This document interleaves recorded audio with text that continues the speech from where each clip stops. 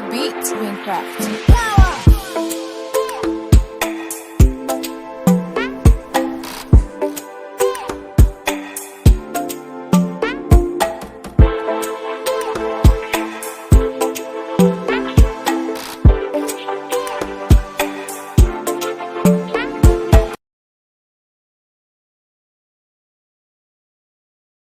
Hi guys, welcome back to my channel. Hope you're all doing fine. So today I'm going to show you guys how I was able to easily install this beautiful wig.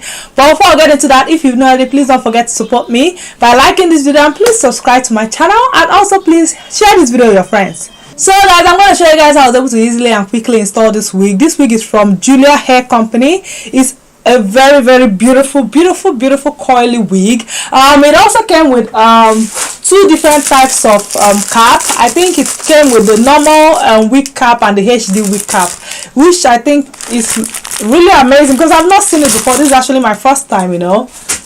As always, I just went ahead to use my beard spray to lay it, and you know, off I go.